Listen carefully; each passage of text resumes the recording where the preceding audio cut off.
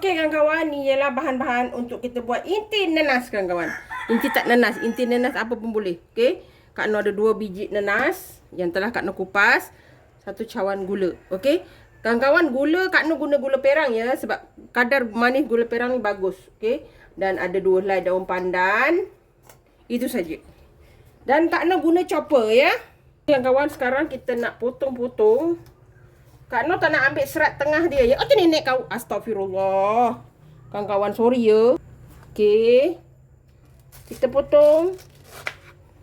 Sebab empuluh tengah ni, nanti dia serat dia kasar. Dia keras. Kalau kawan-kawan nak ambil boleh je. Tapi sebab ni kan keras sangat. Jadi Kak Noh tak ambil ya. Kita masukkan dalam chopper kita. Kak Noh guna chopper ya. Blender boleh. Tapi terlalu halus lah kawan-kawan. Chopper ni dia lebih prefer lah bagi Kak Noh. Ini cara Kak Noh buat inti ya.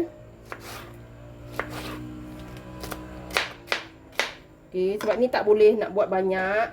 Kita kisar yang ni dulu, baru kita kisar yang lain ya. Okey kawan-kawan, ni. Okey. Kalau pakai chopper, dia kurang berair juga. Betul tak? Dia kurang berair, jadi tak adalah kita punya tu berair sangat senang. Cepat dan mudah untuk kering. Okey. Kita potong yang lain dan kisar yang lain juga. Okey. Okey kawan-kawan, ni apa? Kisar yang terakhir. Okey. Kita kisar dulu. Kita tengok berapa banyak kita dapat. Okey kawan-kawan. Daripada 2 biji Kak Noh dapat banyak ni. Tak tahulah berapa banyak inti yang Kak Noh dapat. Tapi bolehlah. Kita buat biskut pun bukannya banyak sangat kan. Kalau kurang nanti Kak Noh akan buat lagi. Okey. Ni jom kita masak. Inti tat kita. Kawan, tengok Kak Noh dah apa? Letak dalam kuali ni. Lepas tu kita punya daun pandan kita masak. Disebabkan Kak Noh kisar tak guna air, jadi dia lebih senang ya. Kalau kisar yang air tu kawan-kawan kena toast dulu. Kalau tak toast nanti air banyak kawan-kawan dan lama. Terlalu lama lah. Tapi kalau orang rajin tak salah dia. Kalau nak kawan-kawan nak kisar juga, kisar tu jangan guna banyak air sebab nanas ni berair kan kawan. Okey, kita masak. Kita kacau. Air ada hitam-hitam sikit ni sebab mata dia ada lagi, ada sikit-sikit baki tu. Tak apa. Kita masak dulu. Kak Noh letak garam sikit ya untuk Kak Noh punya inti ni sebab dia tak nak dia manis itulah. Dan Kak Noh akan letak juga pewarna kuning sikit. Kak Noh letak garam sikit ya. Pewarna kuning tu apa Kak Noh? Untuk kita nak bagi cantik nanti. Kita punya inti tu tak berapa cantik. Tapi nanas ni nampak okey color dia kan. Tapi Kak Noh tambah sikit je nanti. Okey. Kita masak ni sampai dia agak sedikit kering baru kita letak gula ya. Oh, tengok ada serpihan mata dia. Serpihan mata nanas.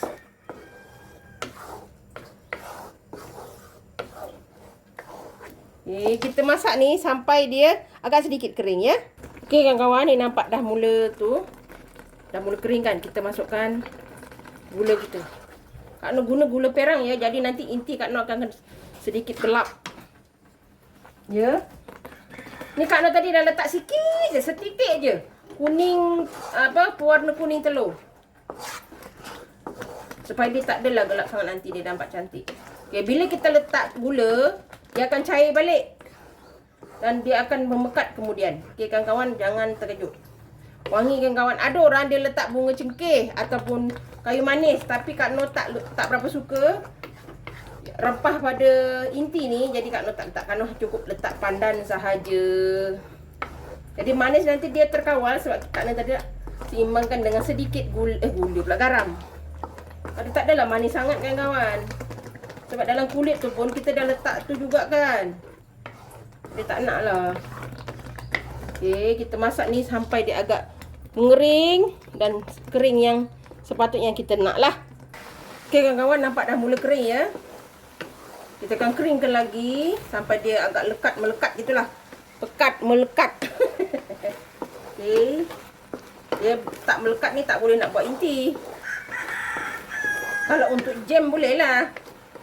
Kalau untuk jam dah boleh dah. Tetapi kita nak dia pekat sendiri biar dia cantik. Kan? Ada bau wangi pandan. Kalau yang suka tu bolehlah letak bunga cengkeh atau kayu manis. Kalau nak natural saja. Wangi kawan-kawan. Okey, kita tunggu lagi sampai dia betul-betul pekat. Okey kawan, dah mula kering sangat. Sikit lagi kawan, sikit lagi. Nampak dia dah mula ni. Sikit lagi kawan-kawan. Banyak ni je kita dapat. Nanti dia menyusut lagi tak tahu banyak mana. Sebab itu kita kalau nak cepat, kisar jangan pakai letak air banyak. Sebab nanti banyak air. Okey, kita buat lagi. Kita pastikan lebih kering lah. Okey kawan-kawan, nampak dah kering. Nampak tak? Dia dah cantik nampak ni. Dia dah cantik kawan-kawan. Nanti dia sejuk lagi dia mengeras ya. Ingat, inti kena masak betul-betul. Kalau tak nanti biskut kita akan jadi berulat juga. Berkulat bukan bulat, berkulat. Inti tak masak kan? Ni dah masak, nampak warna dia pun dah berbeza daripada tadi kan? Dah siap dah kawan-kawan. Okey, dah boleh kita angkat. Kita simpan dalam plastik, boleh simpan dalam peti sejuk. Dia tahan nanti berbulan-bulan. Kalau kat luar pun, dia nak kat luar pun boleh, tak ada masalah. Kalau kawan-kawan masak betul-betul ya. Okey, ni kita angkat. Alhamdulillah kawan-kawan, ni dia inti nanah kita. Tadi ada hangus sikit sebab Kak Nur lambat tutup periuk. Tak apa. InsyaAllah dia sedap kawan-kawan.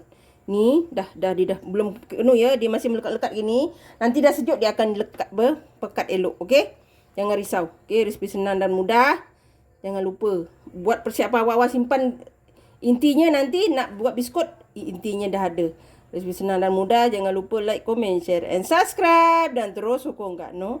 Jangan lupa tekan loceng agar kawan-kawan mendapat video yang terbaru dari Kak Nur. Salam sayang dari Kak Nur. Assalamualaikum. Selamat mencuba.